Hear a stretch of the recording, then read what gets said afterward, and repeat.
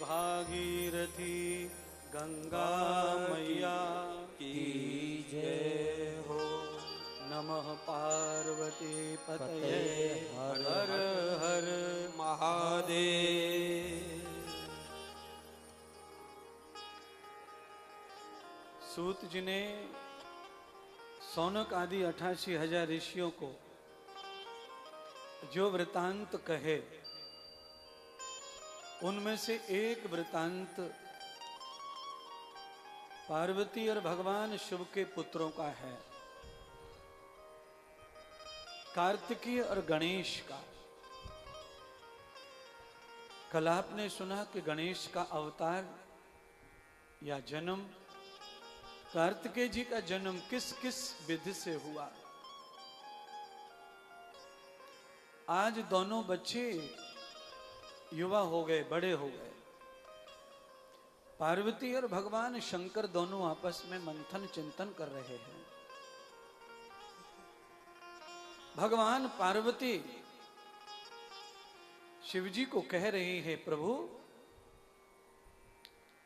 बालकों का अब पाणी ग्रहण होना चाहिए, विवाह होना चाहिए। शंकर भगवान ने कहा, पार्वती तुमने बिल्कुल ठीक कहा।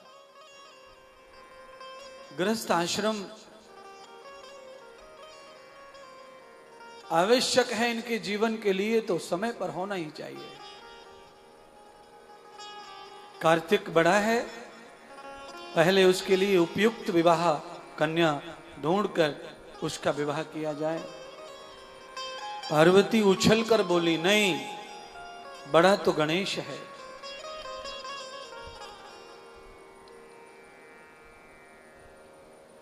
वैसे तो महान है शंकर भगवान और पार्वती, पर जितने भी महान दुनिया में लोग हैं, अपने घर के लिए वो भी महान नहीं होते, ये ध्यान रखना। बड़े बड़े महान लोग हैं, पर अपने घर पे जाके वो ही भीगी बिल्ली हो जाते हैं। सबका महानताएं, सबकी पद गौरव की बड़मपन सब बाहर ही है। अब घर में पिताजी हैं, कोई बड़े हैं, तो बेटे को तो उनको पापा ही कहना है, पिताजी कहना है। पत्नी को उनको एजी ओजी ही बोलना है, चाहे वो राष्ट्रपति हो, चाहे वो प्रधानमंत्री हो, जो भी हो। घर के अपने संबंध है। पार्वती जी ने भगवान शिव जी को कहा, नहीं जी, पहले तो गणेश का विवाह होगा, क्योंकि बड़े तो गणेश हैं। दो प्रकार के बड़े माने गए समाज में। एक बड़ा वो है जो जन्म लेके पहले आए, और एक बड़ा वो है जो भाग्य से, गुणवत्ता से, यश से, कीर्ति से बड़ा हो जाए। बहुत सारे बड़े लोग हैं दुनिया में, हैं? आचार्य जी की उम्र से बड़े कितने लोग बैठे पंडाल में। तुमको मोहल्ले के लोग जानते हैं तुम कौन हो? हैं? एक तुमको तुम्हारा साला जानता होगा, एक तुम्हारा जीजा, और एक तुम्हारा मामा, और 5-7 लोग अड़ोस पड़ोस वाले जानते होंगे, जिनके बर्थडे सड्डे में तुम जाते रहते हो। हैं? तो क्या हुआ बड़े होकर के? फिर आचार्य जी जो है, कितने तुम लोगों से, कितनों से आयु में छोटे हैं आचार्य जी? बोलो, कौन है ऐसा जो किताब खोल के 2-2.5 साल में ये जानने लग जाता होगा? वही आचार्य जी को भी जानने लग जाएगा, वही जान जाता होगा।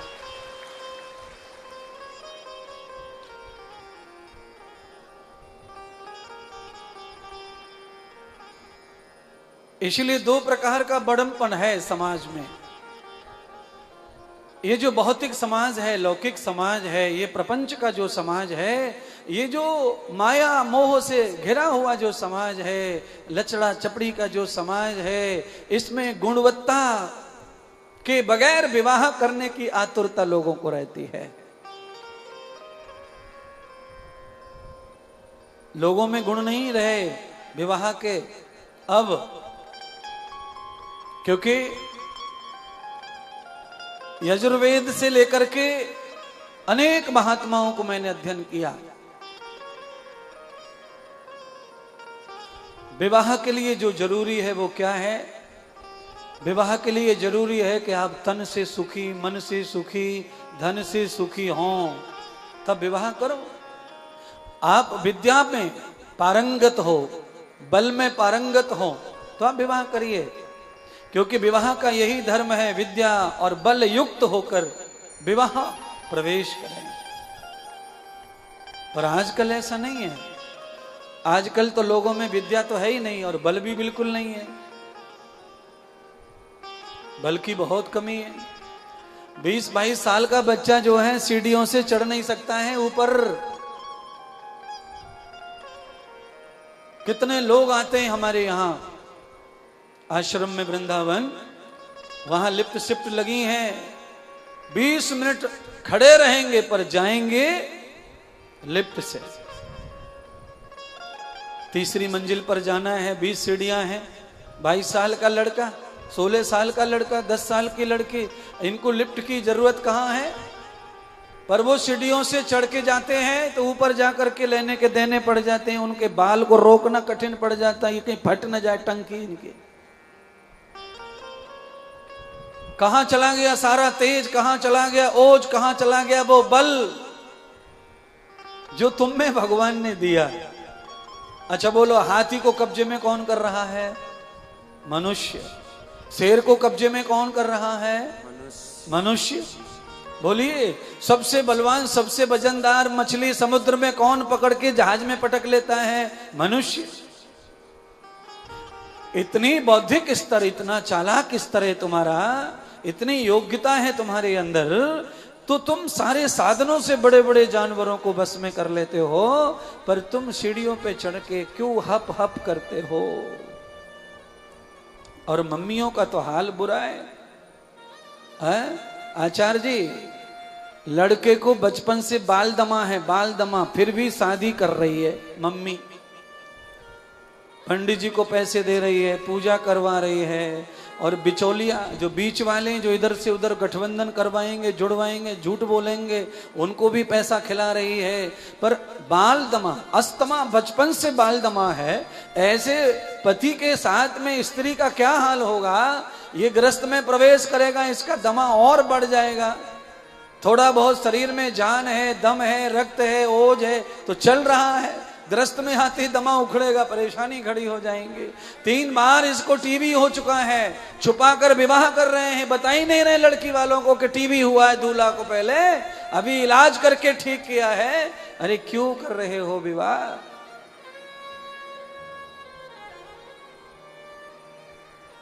रोगी शरीर को विवाह नहीं करना। क्या होगा फिर उससे? पहला तो ये होगा कि आपस में संतुष्टि नहीं होगी, दूसरा ये होगा कि बच्चे अच्छे नहीं होंगे, सारे बच्चे खराब होंगे, गड़बड़ होंगे, कम आयु के होंगे, बलवान नहीं होंगे, बुद्धिमान नहीं होंगे, वीर योद्धा जति सती नहीं होंगे। तो फिर संसार करके फायदा क्या है? बोझ बढ़ाने से क्या फायदा? जिम्मेदारियां, ओछी जिम्मेदारी बढ़ा के कोई फायदा नहीं है। इसीलिए कागज में गुण मिला रही है दुनिया। लड़का लड़की के गुण मिलते नहीं है, शादी के योग्य नहीं है, पर कागज में मिल जाते हैं। कागज में गुण मिलाकर शादी हो रही है और बाद में नुकसान हो रहे हैं, टूट रही है, तकलीफ हो रही है, झगड़े हो रहे हैं।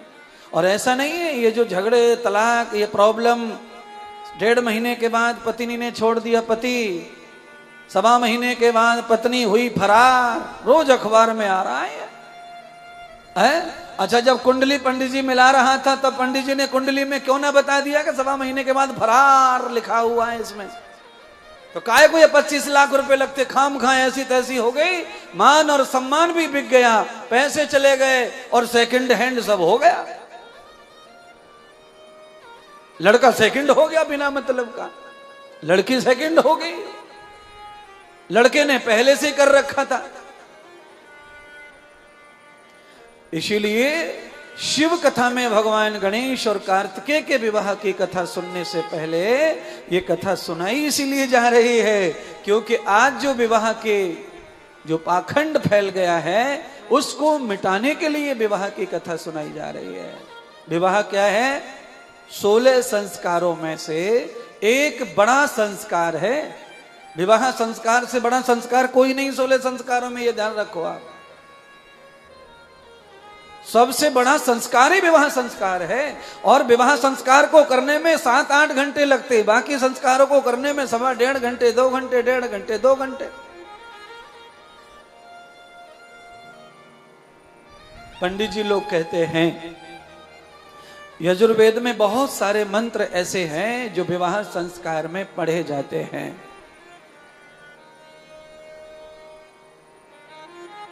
उन मंत्रों से ये बोध होता है कि विवाह एक जीवन का आत्मीय मिलन है और उस मिलन के लिए ये विधि की जाती है। आदमी को सत्य किया जाता है, सद किया जाता है, उसे पवित्र किया जाता है। उसके हाथ से देवता पुजवाए जाते हैं, यज्ञ करवाए जाते हैं, सारी समाज के सामने साक्षी वचन दिए जाते हैं। यानी कि उसे पवित्र पवित्र पवित्र किया जा रहा है, बार बार पवित्र किया जा रहा है। उसके बाद भी इस तरह का आडंबर हो जाता है तो कितनी थू थू थू थू होती है समाज के, सनातन के, हमारी संस्कृति के। और ये कारण क्या है? ये कारण है आज की पढ़ाई पद्धति, शिक्षा पद्धति।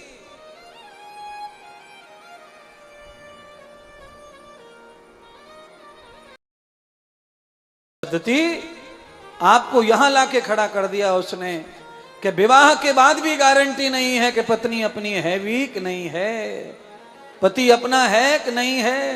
पहले जमाने में, आज जमाना छोड़ दो, आज से 30-40 साल पहले कम से कम पत्नी ये कह सकती थी कि ये मेरे पति देव हैं।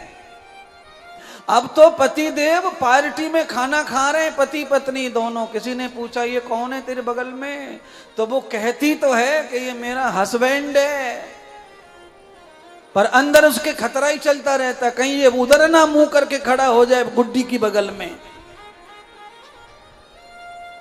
आदमी को इतना डाउट हो गया, इतना संशय हो गया है, इतना शक हो गया है, अपने जीवन साथी के ऊपर शक की जिंदगी जी रहे हैं। ये कारण क्या है? ये शिक्षा का कारण है।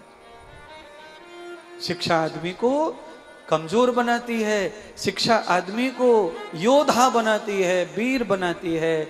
शिक्षा कौन सी पद्धति से आप ले रहे हैं, उससे आपका जीवन खड़ा होता है, आपकी आत्मा खड़ी होती है, आपकी बुद्धि, आपका मन, आपका चित्त खड़ा होता है।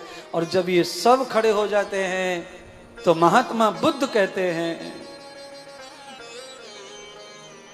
पहले शब्द को ग्रहण करो और शब्द को ग्रहण करके शब्द को पकड़ लो, उस पे अमल करो। शब्द से आपको ज्ञान का बल मिलता है और फिर ज्ञान ग्रहण करो, ज्ञान का अमल करो, उससे जीवन में विकास मिलता है। विकास का अमल करो, जीवन में आचरण कर लो, आपको प्रतिष्ठा मिलती है, सम्मान मिलता है। संसार में गिरते हुए का कोई नहीं है। आज संसार में बढ़ते हुए का ही जो कुछ है वो है। जिसकी गाड़ी रुक गई उसको कोई पूछने वाला नहीं है। अच्छा बोलो, कभी कभी हाईवे पर गाड़ी पंचर हो जाती है, कौन सा महापुरुष गाड़ी रोक के पूछता है बताओ भाई क्या हुआ, क्या हुआ? गए पोपो पोपो गए, पी पी पी पी गए, टी टी टी टी गए। जितने प्रकार के हॉर्न कारों में सब हॉर्न बजाते हैं और निकल जाते हैं। अब भैया हमारी गाड़ी आ रही है, तूने सामने कहाँ खड़ी कर दी? हाईवे पे। पापा पापा पापा, कोई ये नहीं देख रहा, रुक रहा, पूछ रहा कि हुआ क्या है भाई, बता भाई क्या प्रॉब्लम है, क्या थकान है, क्या परेशानी है, हम कुछ मदद कर सकें, हम कुछ काम आ जाएं, ये कोई ना पूछ रहा। केवल भाग रही है दुनिया। इसीलिए चलती का नाम गाड़ी है। बुजुर्गों का अपमान क्यों है? बुजुर्गों को क्यों नहीं दुनिया पूछ रही? बुजुर्ग क्यों भाग रहे हैं? इधर उधर बेचारे परेशान हो रहे हैं। क्यों बुजुर्ग पड़े यहां वहां? क्यों? यही बात तो है। गाड़ी खराब होने लगी है। जो सवारियां बैठकर यात्रा कर रही थी मतलबी, वो अब इस गाड़ी को नहीं बुलाना चाहती, इस गाड़ी में सफर नहीं करना चाहती। गाड़ी पुरानी हो गई है, जूझ गई है पुरानी गाड़ी में, जगह जगह खराबी आ गई है। अब मतलब पूरा नहीं होगा बेटे का, बहू का। अब क्या करेंगे घुटने के दर्द वाली सास का। इसीलिए सासू माँ के साथ में जम नहीं रही है। जाओ वृंदावन में जाओ, वहां जाओ महाराष्ट्र में महात्मा इंद्रदेव के वृद्धाश्रम में जाके जगह पकड़ो, वहीं टाइम पास करो, चाहे वहां जो सुख मिले ना मिले, पर यहां से कटो। बंधु आप घबराइए मत। जिनकी भी औलाद इस तरह का कार्य कर रही है, आप सीधे मुंह उठाइए और सीधा चले आइए। बैग भी मत लाइए, कपड़े भी मत लाइए और कुछ भी मत लाइए, रुपया पैसा सब वहीं छोड़ दीजिए, चले आओ बस। क्यों? सबके खाते में कुछ न कुछ होता है भगवान के यहाँ। वो सब तुम्हें खाना देगा, पीना देगा, सोना देगा, वस्त्र देगा, जीवन देगा, प्यार देगा, सत्संग देगा, तीर्थ देगा, और एक दिन समय आएगा तो तार भी देगा।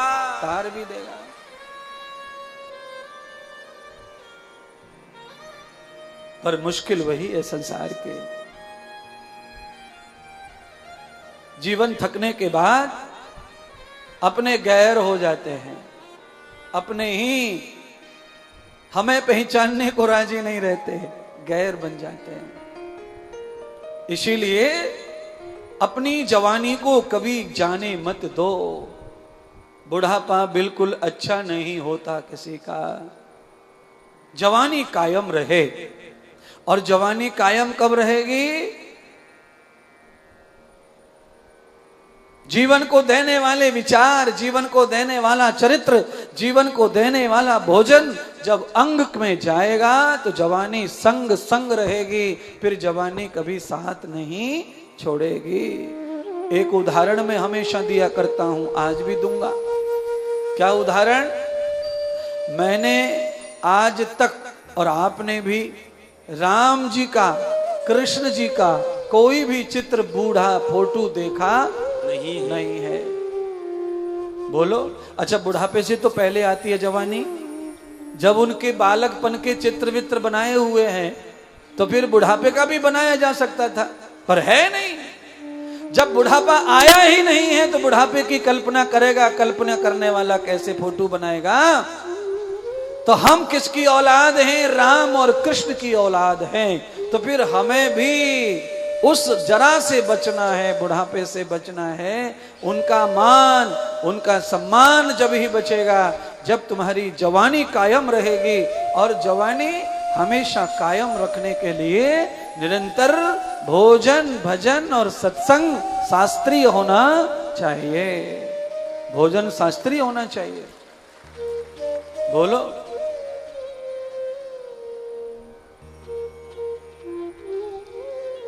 साधु महात्मा भी बड़े बीमार हैं महाराज, ज्यादा से ज्यादा। क्यों बीमार हैं? पहले तो खीर खाते 2-3 दोना, पीछे से रायतो, खीर और रायता। आप समझ लो क्या होता है रायते का मतलब, समझ जाओ। इतना बड़ा मटका दही बनाना हो दूध का तो उसमें 1 चम्मच ही रायता डालने की जरूरत है। यहां तो 4-5 दोना पी गया बाबा। पहले खीर और फिर पुआ, पूड़ी और बीच में पानी और रायता एंड में। अच्छा, परोसने वाले कितने बदमाश रहते हैं। महाराज लो, पच जाएगा खाना, इससे पच जाएगा खाना, रायते से खाना पच जाएगा। खाना पचेगा इससे कि अंदर जो खीर गई है वो फटेगी।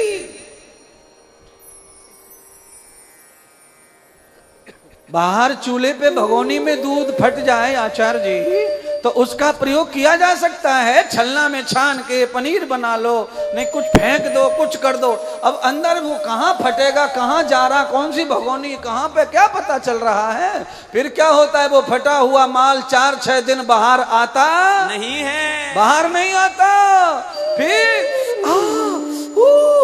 फटा रे, माथा फटा, माथा चटा, माथा फटा, गोली लाओ, डोली लाओ, विकस लाओ, बाम लाओ, पतंजलि लाओ।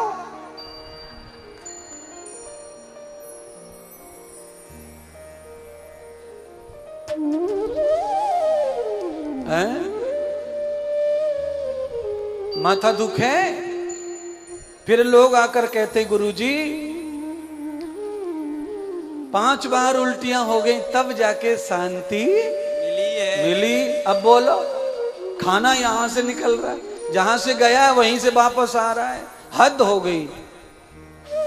सुनिए, जिस दिन रायता आया हो सामने उस दिन दूसरा कोई भी सामान मत लो, रायते से खाओ, कोई नुकसान ना होगा, पूरा का पूरा लाभ प्राप्त होगा रायते का। सामने खीर आ जाए तो खीर से खाओ, रायते को प्लीज साइड कर दो, खीर खाओ। पर तुम थोड़ी मानेंगे, कितना भी कह ले महाराज है, लगातार महाराज 36 साल से कह रहा है, पर कहाँ हद हो रही है, कहाँ कोई मान रहा है। हाँ बस इतना मान रहे महाराज, ये लो पैसा हमारी जे पूजा करवा दो पंडित जी से हरिद्वार में, गंगा में दूध चढ़वा दो, ये करवा दो, इतना तो कर लो, पर बस हम सुधरेंगे नहीं महाराज, खाएंगे रायता और खीर दोनों साथ में, चाहे कुछ भी हो।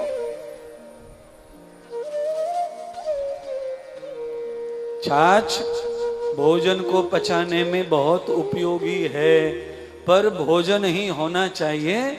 अगर प्रतिकूल भोजन गया है तो छाछ पचाने वाली नहीं है, पचाएगी नहीं, फिर नुकसान हो जाएगा तुम्हारा बंधुओं। कल्पना करो, आपके हाथ में तेल घी लग जाए और तेल घी का साबुन से धोओ, पानी से, गर्म पानी से धो लो तो छूट जाता है। अगर आपने बर्फ का ठंडा पानी लिया तो आप 5 बार भी साबुन लगाएंगे, चिकना छूटने वाला नहीं है। अब आप कहेंगे अब क्या बताने वाले हो, ये हाथ धुलवा के, हाथ धुलवा कर महात्मा ये बताना चाहते हैं, तुमने जो तेल खाया है, तुमने जो घी खाया है, उसके ऊपर से तुमने जो फ्रिज का पानी ठंडा पिया है, पूरे के पूरा जम जाएगा नलियों में, पूरे आंतड़ों में, लीवर पे पैक कर देगा तुमको, छूटने वाला नहीं है वो। फिर क्या होगा, फिर ये होगा कि सीढ़ियों पे चढ़ने में सांस फूलेगी, फेफड़ा फूलेगा नहीं तो सांस फूले, फेफड़ा फूला तो सांस नहीं फूले। समझ में आ रही कर? जिनका फेफड़ा फूलता है उनकी सांस फूलती नहीं है, और जिनका फेफड़ा नहीं फूलता उनका क्या फूलता है, फिर ये फुलाना पड़ता गुब्बारा मुंह का। इसीलिए यहां जो है उसको ही फूलने दो,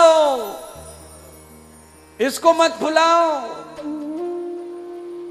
और ये तुम्हारा फूक गया तो फिर ज्यादा दिन की जिंदगी नहीं है, ज्यादा दिन की जिंदगी नहीं है।